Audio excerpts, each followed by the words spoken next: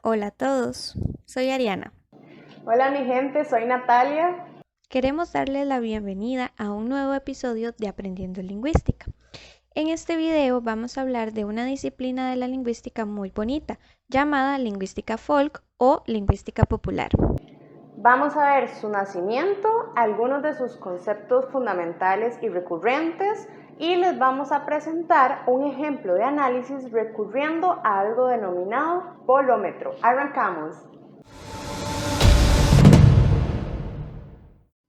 La lingüística folk o lingüística popular es un campo de estudio dentro de la ciencia del lenguaje que estudia las opiniones, creencias y modelos sobre el lenguaje y las lenguas que tienen las personas alejadas de lo que se conoce como el sistema experto. Básicamente las personas que no son lingüistas profesionales. Independientemente de nuestra profesión u oficio, todos tenemos cosas que decir sobre habla y el habla de los demás.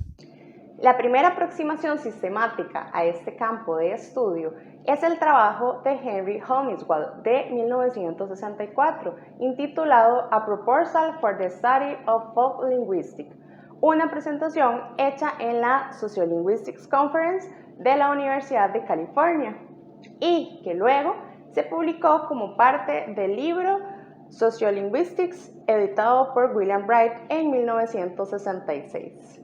Según el pensamiento de Honeywell, el lingüista debería estar interesado no solo en el propio lenguaje, sino que también en dos cosas más: en cómo la gente reacciona ante el lenguaje y en lo que la gente dice con respecto a este. Así pues, somos calificados por nuestros semejantes y nosotros mismos también juzgamos por cómo hablamos y nos hablan.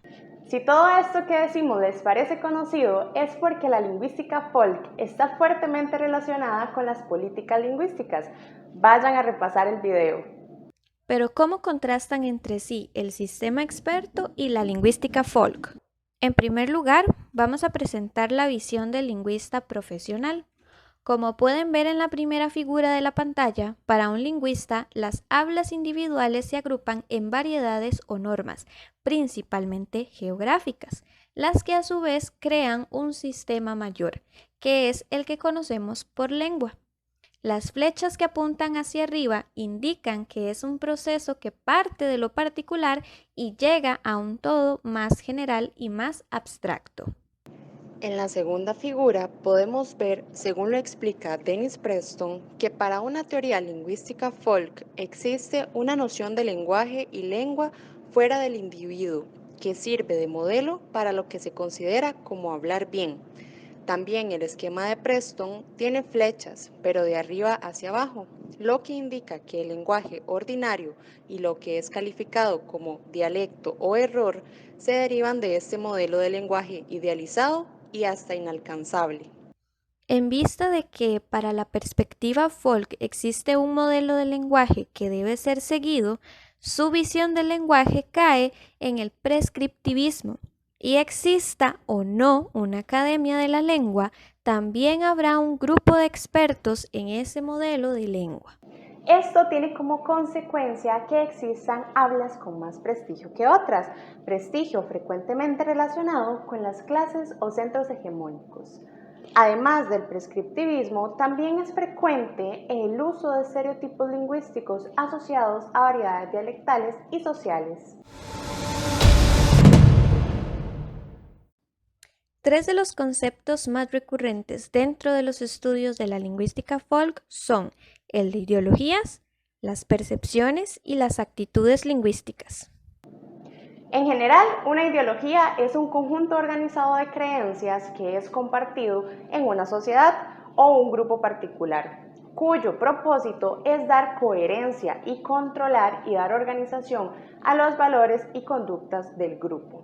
Dicho lo anterior, una ideología lingüística es el conjunto de creencias y valores sobre el lenguaje y las lenguas y su papel en el mundo, así como en una sociedad puede existir una pugna por poder e influencia, asimismo pueden existir ideologías lingüísticas asociadas en tal lucha. La ideología lingüística influye en la percepción lingüística. la cual puede definirse como un proceso cognitivo mediante el cual un individuo recibe un estímulo lingüístico exterior y gracias a ese estímulo obtiene información. La disposición que tiene la persona para evaluar esa información lingüística, ya sea positiva o negativamente, se conoce como actitud lingüística. De esta manera, un pensamiento prescriptivista genera una actitud negativa a la hora de percibir términos como haiga, habemos y dijeron. Hay casos más extremos, como se relata en Jueces 12:6. Entonces le decían, di pues la palabra Shibolet, pero él decía Sibolet, porque no podía pronunciarla correctamente. Entonces le echaban mano y lo mataban junto a los vados del Jordán, y cayeron en aquella ocasión 42,000 de los de Efraín. Sandra Rojas, en un artículo del 2008, nos aclara que las actitudes pueden abarcar 3 dimensiones: la cognitiva, la afectiva y la conductual. La dimensión cognitiva se refiere a las opiniones verbales sobre diversas hablas y hablantes, un habla fácil o rara, un hablante inteligente o inculto. La dimensión afectiva se centra en si el habla percibida le disgusta o le agrada a la persona. Así pues, un habla puede ser percibida como rara pero bonita. En cuanto a la dimensión conductual, esta se refiere a expresiones observables, como querer aprender una segunda lengua o acomodar el habla propia a un contexto considerado positivo, como los que se van a México, Argentina o España y regresan con el cantadito chilango, porteño o ya abiertamente disparando zetas a diestra y siniestra. Hace algún tiempo en Costa Rica estuvo de moda la gracejada de un cuestionario que pretendía hacer la medición sobre qué tan incultos, faltos de roce social y mal hablados éramos todos.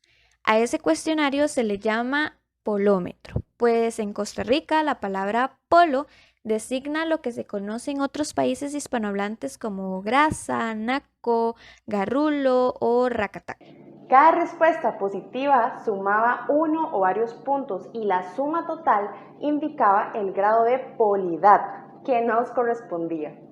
Ya en 2018, Alberto Barahona publicó un estudio sobre las actitudes lingüísticas y su manifestación en diversas versiones del polómetro. Pero nosotros no vamos a citar directamente el análisis de Barahona, sino que vamos a acudir directamente a la versión 2012 del polómetro de la página de Facebook llamada Pura Vida, cuyo enlace está abajo por si quieren conocerlo y llenarlo. El polómetro del 2012 consta de 116 preguntas sobre variadas conductas consideradas poladas. De todas esas conductas reprobadas, las que se refieren al lenguaje son la 37, 43, 44, 80, 81, 89, 115 y otras. Estas conductas lingüísticas giran en torno a varios tópicos que detallaremos a continuación. El primero de ellos es el uso de ciertos costarriqueñismos, frases populares de moda o arcaizantes. Siguiendo ese orden, tenemos como ejemplo la 90. Es de los compas que le dice a las mujeres cabras. 37, solo bueno. Y 37, sorompo en vez de ignorante, tonto, etc. Relacionado con lo anterior, también hay un castigo al vocabulario reducido, como en la pregunta 44. La palabra mae es la más usada en su vocabulario. La palabra mae, para aclarar, es equivalente a güey o tío. También es censurable el desconocimiento de ciertas palabras, como en la 81, no sabe qué significa pipi. Pipi es la persona adinerada, el hijo de personas adineradas o incluso al que aparenta ser adinerado. El límite del concepto es difuso. El segundo tópico alude directamente a la articulación asibilada sorda del grupo consonántico TR, la cual el autor del polómetro la transcribe como ch. Como ejemplo tenemos la pregunta 38. Todas las palabras con TR las pronuncia como trush. Por ejemplo, dice trabajo en vez de trabajo, tren en lugar de tren. El tercer tópico se centra en los pronombres de segunda persona singular usados en Costa Rica y se encuentra expresado en la pregunta 64. Usa tú o vos en vez de usted, sobre el uso de vos y tú en lugar de usted. La explicación corta es que tú y vos es de polos. El cuarto y último tópico le clava los dientes a las lenguas extranjeras y se divide en 3 puntos. En el primer punto se castiga principalmente el uso de anglicismos, como podemos ver en la pregunta 41. Le da por jugar de gringo y usa las siguientes palabras: loser, chic, freak, doble puntaje si usa friqueado, loserciano, la chic, el chic, etc. El segundo punto sobre lenguas extranjeras es querer imitar lenguas o acentos, ya sea por desconocimiento o presumir de su aprendizaje. Un par de ejemplos los tenemos en la pregunta 61. No sabe inglés, pero tararea y canta. ¡Qué horror! Canciones de inglés. Y la pregunta, la 84, ¿está aprendiendo a hablar inglés y hace los acentos del inglés en español? Finalmente, el tercer punto sobre lenguas extranjeras lanza sus dardos contra la traducción literal de fraseología costarricense al inglés, como podemos verlo en la pregunta 104. Es más tico que el gallo pinto y usa algunas de las siguientes expresiones: go pulling, va jalando, what's the stick, que es la vara, pure life, pura vida, between and take a share, entre y tome una silla. Más 3 da 45 puntos, no. Viendo lo que la ideología lingüística presente en el polómetro negativiza, se concluye que en esta encuesta hay un modelo de lenguaje con las siguientes propiedades. En primer lugar, es ambivalente con los costarriqueñismos, puesto que por un lado censura los términos arcaizantes, pero exige el conocimiento de cierto vocabulario vigente. Por otro lado, considera extraños el voceo y el tuteo, critica la articulación de tr y finalmente rechaza los extranjerismos e imitación del habla extranjera y considera que solo se puede usar una lengua cuando se domina. Pero lejos de criticar el conocimiento folk, el estudio de este revela el pensamiento tanto de un individuo como de una sociedad acerca de su propio lenguaje y del lenguaje de los demás.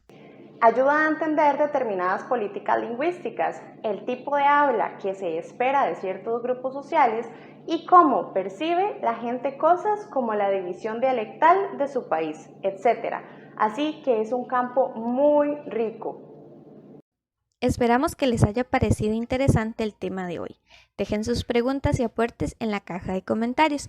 Abajo encontrarán algunas referencias bibliográficas por si quieren informarse más y también hay enlaces a otros recursos. Presionen muy fuerte el botón de me gusta y compartan nuestro trabajo con otras personas. Gracias y hasta la próxima.